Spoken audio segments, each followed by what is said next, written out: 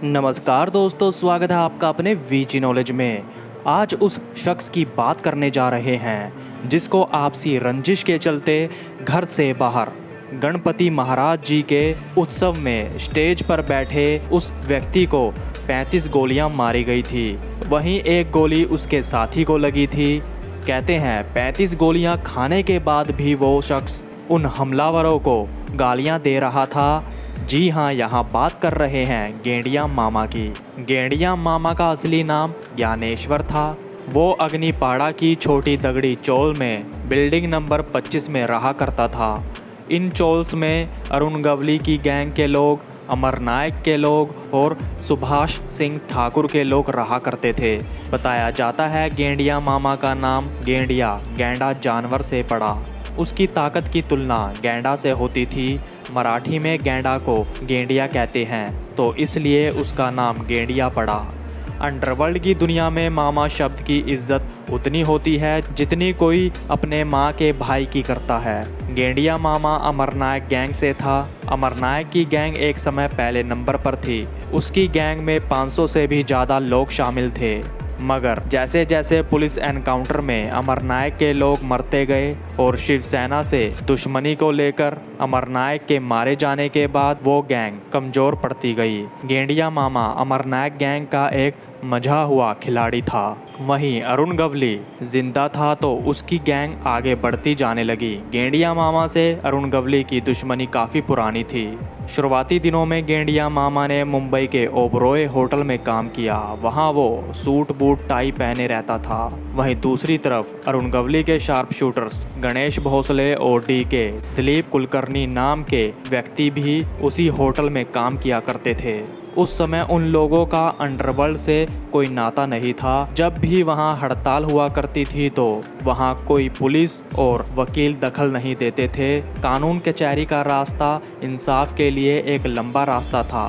सालों लग जाते थे इंसाफ मिलने के लिए।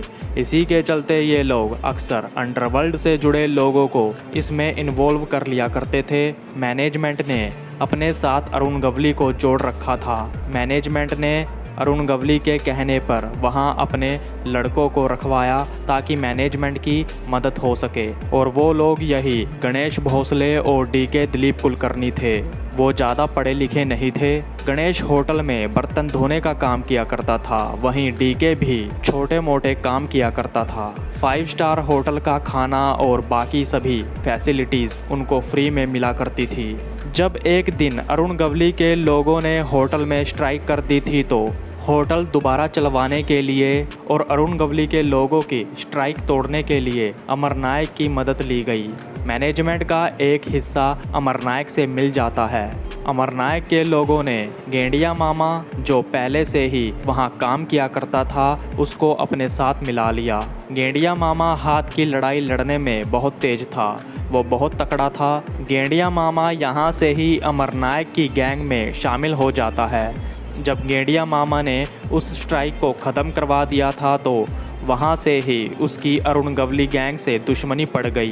बीआईडी चौल में गेंडिया मामा रहा करता था। वहीं वहाँ अरुण गवली के लोग भी काम किया करते थे। जब अरुण गवली का ओबरॉय होटल में दबदबा कम होने लग गया था तो गणेश भोसले और डीके वहाँ काम करना बंद कर देते हैं और अरुण गवली के लिए शार्प शूटर का काम करने लगते हैं। और जल्दी ही उनकी गिनती बड़े बड़े बदमाशों में होने लग जाती है।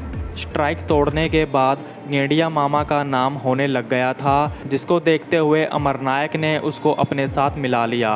वो भी गैंगस्टर्स में गिना जाने लगा। बहुत से काम गेंडिया मामा ने अमरनायक के लिए किए। अमरनायक की गैंग में सदा सावंत उर्फ सदिया मामा नाम का शख्स भी था। अमरनायक गैंग में सदा सावंत उर्फ सदिया मामा का बहुत बड़ा रुतबा था। कहते हैं सदिया मामा ने सादिक कालिया के छोटे भाई के थप्पड़ तक जड़ दिया था। बाद में जिसका बदला लेने के लिए सादिक कालिया ने अपने साथियों के साथ मिलकर उसका कत्ल कर दिया था। सदिया मामा गेंडिया मामा का गुरु था। उसी ने गेंडिया को क्राइम करना, क्राइम करके कैसे भागना, कब और कैसे मौका देख अपने टारगेट पर हमला करना, पूरी ट्रेनिंग सदिया मामा ने ही गेंडिया मामा को दी थी। सदिया मामा के मर्डर के बाद गेंडिया मामा उदास रहने लग गया था। उसने क्राइम से जुड़े कामों को छोड़ दिया था। गेंडिया मामा को पता लग गया था कि क्राइम का अंत ऐसे ही होता है।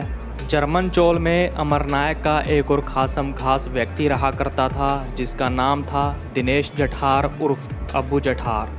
अबू जठार से गेंडिया मामा की अच्छी दोस्ती हुआ करती थी। शाम को रोज गेंडिया मामा घर से निकलता था और तारदेव इलाके में जर्मन चोल में अबू जठार से मिलने जाता था। वहाँ वो ताश और कैरम खेला करते थे। उनकी वहाँ महफिल जमा करती थी। अरुण गवली के लोगों ने गेंडिया मामा का टाइम नोट कर रखा था, मगर उनको पता था गेंडिया मामा 2-3 लोगों से बचकर निकल सकता है, जिसको देखते हुए उसको मारने के लिए 24 लोगों की टीम तैयार की गई। यहाँ तक कि उनके लिए स्पेशल यूनिफॉर्म खरीदी गई। उस ड्रेस में वो ऐसे लगते थे जैसे आर्मी के जवान एक्सरसाइज करके आ रहे हों। अरुण गवली का अपने दुश्मन को मारने का तरीका ऐसा ही होता था, जिससे वहाँ मौजूद लोगों को शक ना हो। वो टारगेट को किसी भी हालत में जिंदा बचकर निकलने नहीं देता था। उसने 24 लोगों को इस काम के लिए हायर किया हुआ था। इन 24 लोगों में कोई मोटरसाइकिल पर था तो कोई गाड़ियों में। जब गेंडिया मामा रात के 9:30 बजे तारदेव इलाके की तरफ जा रहा था तो शूटरों ने उसका पीछा करना शुरू कर दिया। 4 से 5 लोगों के पास ऑटोमेटिक वेपन्स थे, बाकियों के पास तलवार छुरे जैसे हथियार थे। हमलावर ऐसी जगह देख रहे थे जहां ज़्यादा लोग ना हो। गेंडिया मामा को पता तक नहीं था कि उसका पीछा किया जा रहा है। जिस इलाके में शूटरों ने उसको मारने का सोच रखा था, उस गली में पुलिस ने नाकाबंदी कर रखी थी। गेंडिया मामा नाकाबंदी क्रॉस करके आगे निकल जाता है। हमलावर गाड़ियां घुमाकर वहां से निकल जाते हैं। अगर गेंडिया मामा को इसका पता होता तो अगले दिन वो इसकी तैयारी करके रखता। दूसरे दिन शूटरों ने उसकी रेकी की। सुबह से शाम तक उसके आने का इंतज़ार किया। ये बात गणपति उत्सव से 8 दिन पहले की है। स्टेज लगा ली गई थी, डेकोरेशन का काम चल रहा था। गेंडिया मामा स्टेज पर बैठा अपने कई साथियों के साथ ताश खेल रहा था, मगर शूटरों को पता नहीं था कि गेंडिया मामा बिल्डिंग के पीछे बनी स्टेज पर ताश खेल रहा है। हमलावरों ने बिल्डिंग को घेर लिया था। शाम के 4:30 बजे का समय था। 4 शूटर्स गेंडिया मामा के घर जाते हैं। घर पर गेंडिया मामा का भाई खाना खा रहा था। जब यूनिफॉर्म पहने उन 4 लोगों ने पूछा कि मामा आए क्या। गेंडिया के भाई को उनकी बोलचाल से लगा कि वो आर्थर रोड नाका से हैं। उसने उनसे पूछा भी, क्योंकि अमरनायक का हेडक्वार्टर वहीं था। गेंडिया मामा वहाँ मिलने जाता रहता था, इसलिए उसके भाई को इतना ज़्यादा शक नहीं हुआ। भाई के पूछने पर उन 4 लोगों ने कहा कि हाँ, हम वहीं से आए हैं। तो खाना खाकर वो उनको अपने भाई के पास लेकर जाता है। दत्ता मंदिर के पास स्टेज डेकोरेशन चल रही थी। वहीं गेंडिया मामा अपने मित्र बुलबुल के साथ और कुछ और साथियों के साथ ताश खेल रहा था। उसके भाई ने कहा, भाव आपसे मिलने आपके दोस्त आए हैं। उन लोगों ने ऊपर हाथ हिलाया, मगर गेंडिया मामा उनको नहीं जानता था। उसको कहीं ना कहीं शक हुआ, जिसके बाद उसने अपना रिवॉल्वर निकालने की कोशिश की, मगर उससे पहले ही उन 4 लोगों ने ताबड़तोड़ गोलियों की बौछार गेंडिया मामा पर कर दी। कहते हैं पहली गोली गेंडिया के मित्र बुलबुल को लगी। जितने भी लोग वहां काम कर रहे थे सब भाग गए। सभी लोग अपने घर की खिड़कियों से बाहर देखने लगे। उनको लगा कि पटाखे बजाए जा रहे हैं। जब तक लोग नीचे आकर गेंडिया मामा को बचाते, तब तक 35 गोलियां उसमें दागी जा चुकी थी। कहते हैं खड़ा होने की कोशिश करता हुआ गेंडिया मामा उनको गालियां निकाल रहा था और कह रहा था, तुमने अच्छा नहीं किया, वो उनसे इसका बदला लेगा। हमलावरों को पता था अब उसका बचना मुश्किल है, जिसके बाद हमलावर वो सभी गाड़ियों और मोटरसाइकिल स्टार्ट कर वहां से फरार हो जाते हैं। गेंडिया मामा को टैक्सी में बैठाकर पास ही के हॉस्पिटल में ले जाया गया। बताया जाता है अरुण गवली के 2 लोगों ने उस टैक्सी का पीछा करना शुरू कर दिया था। उनको ये था कि कहीं गेंडिया मामा बच ना जाए। डॉक्टर और नर्स के पीछे वो 2 लोग खड़े थे।